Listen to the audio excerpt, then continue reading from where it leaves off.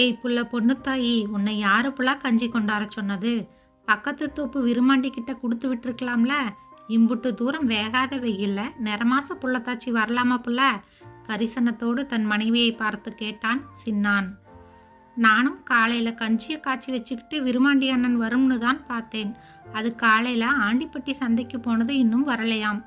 பக்கத்துல வேற ஆளும் இல்லை. நீ தான் பசி பொறுக்க மாட்டியே மச்சான். காலையில வேற சாப்பிடாம கொள்ளாம வந்துட்டேன். அதான் நானே கஞ்சி கொண்டாந்தேன் என்றாள் பொண்ணுத்தாயி. சரி சரி, பார்த்து வா புள்ள, வயவரப்புல முள்ளுக்கிள்ளு கடந்து குத்த போகுது. அவள் கொண்டு வந்த கஞ்சி களையத்தை வாங்கி கொண்டு அவளை தாங்கியவாறே மெதுவாக நடந்தான் சின்னான்.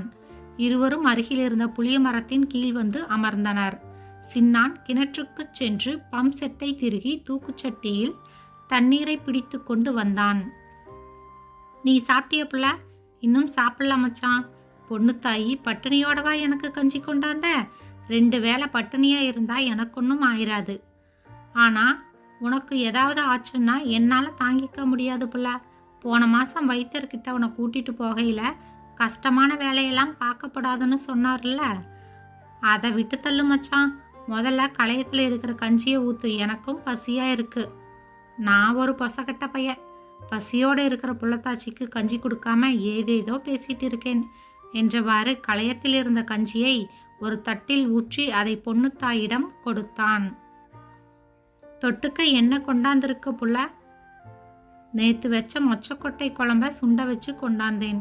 உனக்கு பிடிக்குமேனு மோரும் மிளகாயும் சுண்ட வத்தலும் வறுத்து கொண்டாந்திருக்கேன் என்றவள் தூக்குச்சட்டியிலிருந்து அவற்றை எடுத்து அவனிடம் கொடுத்தாள்.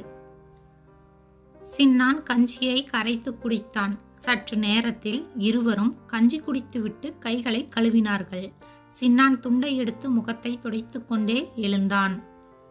என்ன மச்சா எழுந்திருச்சுட்ட? வயல்ல கொஞ்சம் வேலை இருக்கு புள்ள, நீ பத்திரமா வீட்டுக்கு போய் சேரு. அட சித்த நேரம் உட்காரு மச்சான், சாப்பிட்ட உடனே வேலை பார்க்கப்படாது, உண்ட சோறு செரிக்காது. தென்றல் காற்று நெற்கதிர்களை உரசி பார்த்துவிட்டு இதமாய் இருவரையும் தழுவிச் சென்றது. சின்னான் அவள் அருகே துண்டை விரித்து உட்கார்ந்தான். மச்சான், உன் புள்ள என்னோட வயிற்றுல எட்டி வதைக்குது, சினுங்கினாள் பொண்ணுத்தாயி. வயிற்றுல இருக்கிறது ஆம்பளை சிங்கமுல்ல. சின்னான் மீசையை முறுக்கி கொண்டான். இல்ல மச்சான், எனக்கு என்னமோ பொம்பளை புள்ள பிறக்கும்னு தான் தோணுது. அடிச்சிருக்கி வாயை மூடு. பொட்ட புள்ள மட்டும் பிறந்துச்சுன்னா கழுத்தை திருகி களத்து மேட்டுல போட்டுருவேன். ஏமாச்சான் அபசகுணமா பேசுற? முதல்ல வாய கழுவு, கோபமாய் சொன்னாள். என்ன புள்ள விவரங்கட்டத்தனமா பேசுற? முந்தா நாள் உசிலம்பெட்டி பால ஜோசியர்கிட்ட ஜோசியம் பார்த்தேன். தலைச்சம்புள்ள பொண்ணா இருந்துச்சுன்னா நம்ம குடும்பத்துக்கு நல்லதில்லைன்னு சொன்னாரு. பொட்ட பிள்ளைனா நாம அதை கட்டி கொடுக்க எம்புட்டு பாடுபடணும். சீரு செனத்தின்னு மாப்பிள்ளை வீட்டானுங்க உசுரை எடுத்துடுவானுங்க. அவன் கோபத்துடன் சொல்லி கொண்டிருக்கும் போதே அவளுக்கு திடீரென பிரசவ வலி எடுத்தது. மச்சான், இடுப்பு வலிக்குதே. இடுப்பை இரு கைகளாலும் பிடித்து கொண்டாள். என்ன புள்ள சொல்ற? ஆமா மச்சான், வீட்டில இருந்தே கிளம்பும் போதே லேசா வலிச்சுது. இப்போ ரொம்ப வலிக்குது மச்சான், என்னால் தாங்க முடியலை. கால்களை உதறிக்கொண்டே தரையில் சாய்ந்தாள். கொஞ்சம் பொறுப்புல பக்கத்து தோப்புல சேதுப்பாட்டி இருக்கு, கூட்டியாரின் வழியை பொறுத்துக்க. வேக வேகமாக பக்கத்து தோப்புக்கு ஓடினான் சின்னான். அடுத்த நிமிடம் சேதுப்பாட்டியை கூட்டிக் கொண்டு அறக்க பறக்க வந்தான். பாட்டி, கொஞ்சம் பாருங்க பாட்டி, புள்ளத்தாச்சி வயவரப்புக்கு வரக்கூடாதுன்னு சொன்னா கேட்டாளா? தலைப்பிரசவம், எனக்கு என்னமோ பயமா இருக்கு. சின்னான் பதைத்தான்.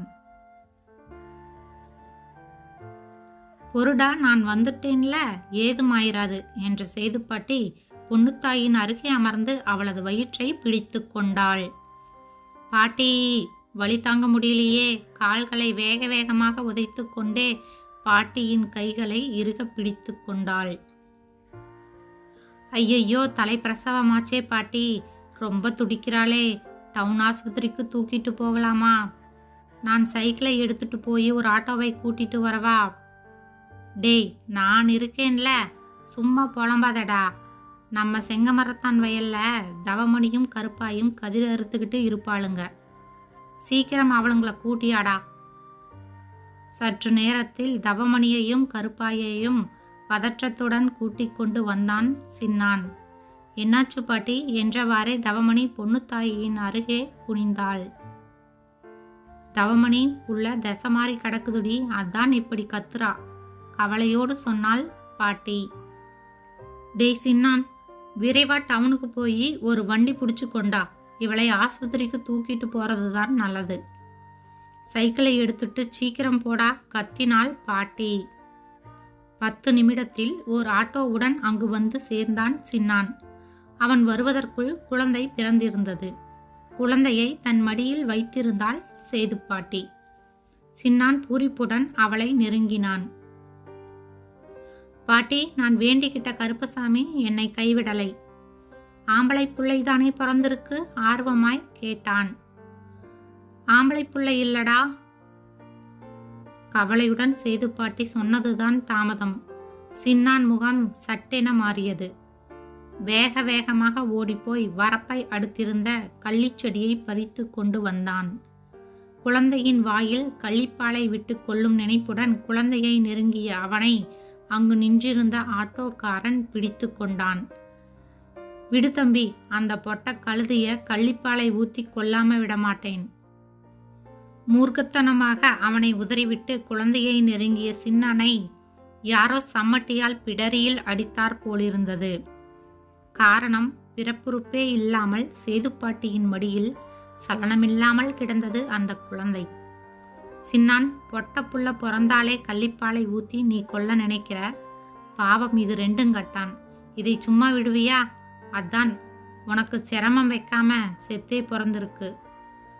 சேதுப்பாட்டி சொன்னபோது கள்ளிச்செடியை கீழே போட்டுவிட்டு குற்ற உணர்வுடன் அந்த குழந்தையை வெறித்து பார்த்து கொண்டு நின்றான் சின்னான். கருத்து: ஆண் பெண் எந்த குழந்தையாக இருந்தால் என்ன, இந்த காலத்தில் குழந்தை இருந்தால் போதும் என்ற மனநிலையில் நாம் உள்ளோம். பெற்ற பிள்ளைகளை வேண்டாம் என ஒதுக்குவது மிகப்பெரிய பாவம். திருநங்கையாக பிறப்பது குழந்தையின் தவறல்ல. அதை புரிந்து கொண்டு முழுமனதுடன் ஏற்றுக்கொண்டு வாழுங்கள்.